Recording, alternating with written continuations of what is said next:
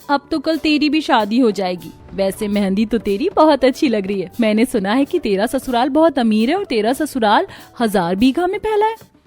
बिल्कुल सही सुना है तूने। अब तो मैं अपने 1000 बीघा ससुराल में राज करूंगी। मेरे तो सारे सपने पूरे हो गए। काश कि मेरे माँ बाप ने भी मेरी शादी अब करवाई होती तो मैं भी किसी अमीर ससुराल में जाती। पर किस्मत देखो, आज मेरा 5 साल का बेटा भी है। मेरी तो किस्मत ही खराब निकली। मायका भी गरीब, ससुराल भी गरीब। राधिका की खुशी देखकर निशा कहीं न कहीं अपनी ही दोस्त से जलने लगती है। अगले ही दिन राधिका की शादी हो जाती है और दोनों ही सहेलियां अपने अपने ससुराल चली जाती हैं, जहां अब भी निशा छोटे से किचन में खाना बनाते हुए अपनी सहेली के 1000 बीघा में फैले ससुराल के बारे में सोचती है। कितनी ठंड हो रही है, एक तो ठंड, ऊपर से इतना छोटा घर। उस राधिका का ठीक है, 1000 बीघा में फैला ससुराल, उसका एक कमरा कितना बड़ा होगा। उसकी रसोई तो मेरे इस घर के 4 गुना बड़ी होगी। कितना आराम से वो खाना बना रही होगी। उसकी रसोई में तो सारा सामान होगा, कुछ भी ढूंढने में कोई दिक्कत नहीं होगी। एक मेरी रसोई देख लो, इतनी छोटी है कि पन्नियों में सामान भर के रखना पड़ता है। निशा अपनी ही सोच में खोई रहती है कि तभी वहाँ उसकी सास आशा आती है और सब्जी ले जाती हुई अपनी बहू से कहती है, बहू किस सोच में डूब गई है। मैं सब्जी बाहर कमरे में लेकर जा रही हूँ, बाकी का खाना तू लेकर आ जा। हाँ आ रही हूँ। कितना छोटा घर है मेरा। मेरी दोस्त तो इस वक्त डाइनिंग टेबल पर बैठकर खाना खा रही होगी और मुझे इस ठंड में अपने गरीब परिवार के साथ जमीन पर खाना पड़ेगा।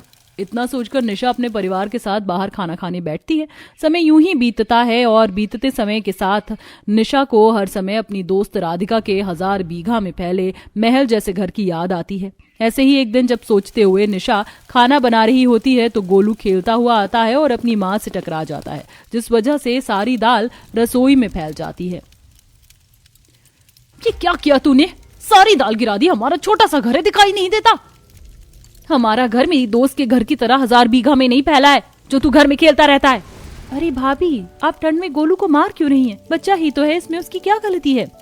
सही कहा, गलती मेरे बेटे की नहीं है, आप लोगों की है। कितनी बार मैंने बोला है आप लोगों को कि घर के बाहर एक छोटी सी रसोई या कमरा बना लो। दिक्कत होती है मुझे इतने छोटे से घर में काम करने में। एक छोटी सी रसोई और एक कमरा है बस। इसमें मुझे कितनी दिक्कत होती है वो मैं ही जानती हूँ।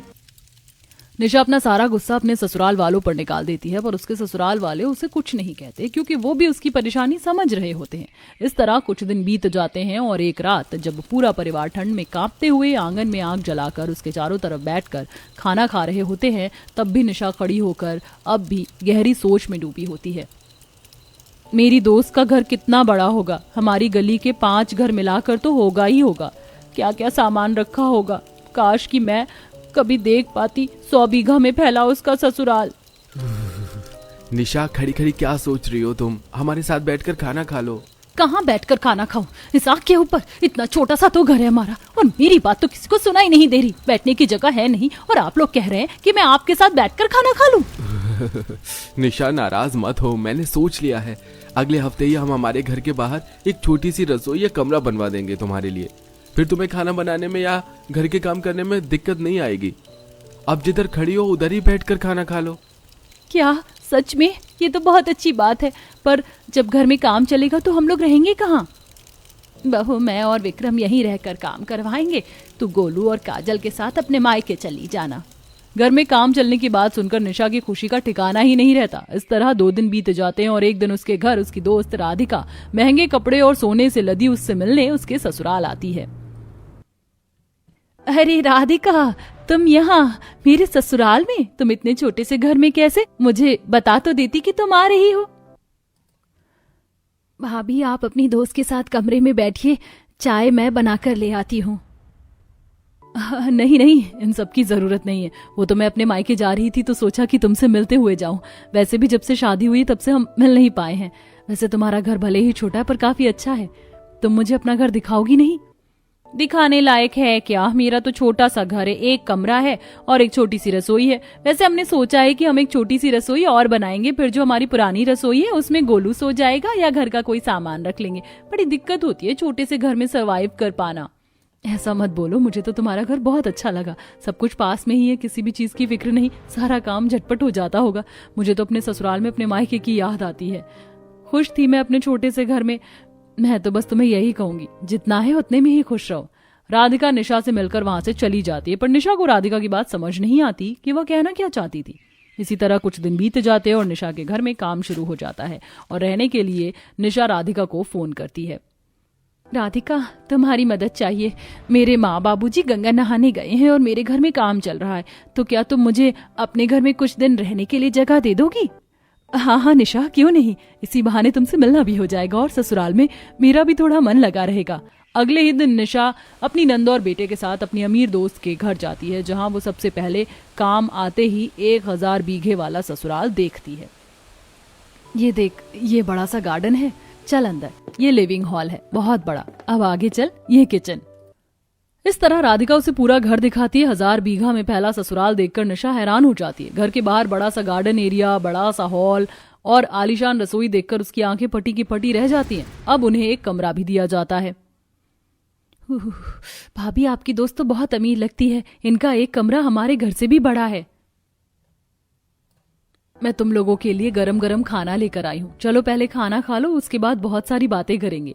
इतना बोलकर जैसे ही राधिका निशा को खाना देती है, तभी वहां उसकी सास आ जाती है और अपनी बहू पर चिल्लाने लगती है। बहू, माना कि तेरी दोस्त आई है, पर इसका मतलब ये नहीं कि तू बाकी के काम छोड़ देगी। मैंने तुझसे चाय मांगी थी, अब तक चाय नहीं बनी और अभी मैं रसोई देखकर आ रही हूँ, तूने रसोई भी सही से साफ नहीं करी। भूल जाती है क्या कि 1000 बीघा में फैला ससुराल है तेरा? अगर एक दिन भी सफाई छोड़ेगी ना तो तेरा ही काम बढ़ेगा। और इस ठंड में समय पर काम करना सीख। राधिका अपनी दोस्त से मिल भी नहीं पाती और अपनी सास की डांट खाकर रसोई में जाती है और रसोई की सफाई करती है। इसी तरह 2 दिन बीत जाते हैं और अगले दिन निशा राधिका के पूरे परिवार के साथ डाइनिंग टेबल पर बैठकर नाश्ते का इंतजार कर रही होती है। और जैसे ही राधिका ट्रॉली से खाना लेकर आती है, करिश्मा अपनी भाभी से कहती है, भाभी, आप जानती हैं ना, ठंड में मुझसे ठंडा खाना नहीं खाया जाता है, फिर भी आप रोज ठंडा खाना ही लेकर आती हैं। सच में राधिका, तुम्हारे घर के कामों में बिल्कुल ध्यान नहीं रहता। 1000 बीघा का ससुराल ऐसे ही नहीं संभाला जाता। अब जल्दी से खाना गर्म करके लाओ। पर मैंने खाना अभी अभी बनाया है और खाना अगर लाते हुए ठंडा हो गया तो इसमें मेरी क्या गलती है? इस घर के एक कोने में रसोई है और दूसरे में डाइनिंग हॉल है।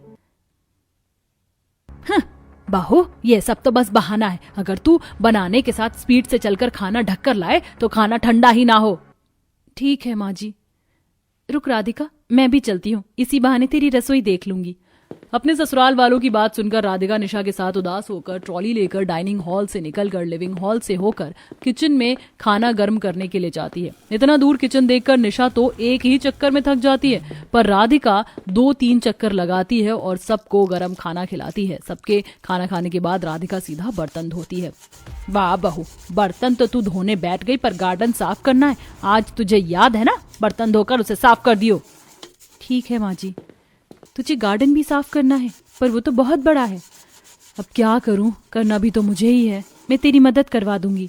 अब निशा राधिका के साथ बर्तन धोने के बाद गार्डन में जाती है और सफाई करवाती है, पर वो थोड़ी देर में ही थक जाती है। राधिका, मैं तो थक गई, तू ये सब कैसे करती है? अब मुझे तेरी बात समझ में आई। क्या कहना चाहती थी तुम उस दिन जब तुम मेरे घर आई थी? अपनी दोस्त की ऐसी हालत देखकर निशा को उसकी बातें याद आती हैं और वो समझ जाती है कि उस दिन राधिका उसे क्या समझाना चाहती थी।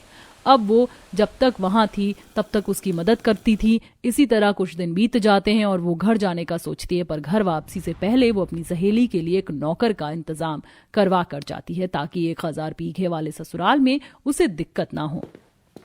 वो अपने ससुराल वापस आती है। माँ जी, मुझे नहीं चाहिए बड़ा घर। मैं अपने छोटे घर में ही खुश हूँ, क्योंकि मुझे समझ आ चुका है इंसान के पास चीज जितनी हो, इंसान को उतने में ही खुश रहना चाहिए। अक्सर ज्यादा चीज भी मुसीबत का कारण बन जाती है। पर बहू, तुझे अलग रसोई चाहिए थी ना। ये अलग रसोई बन गई है तो इसमें खाना बनाना। पुरानी वाली को राजू का कमरा बना देंगे। अब खुश? बहुत खुश।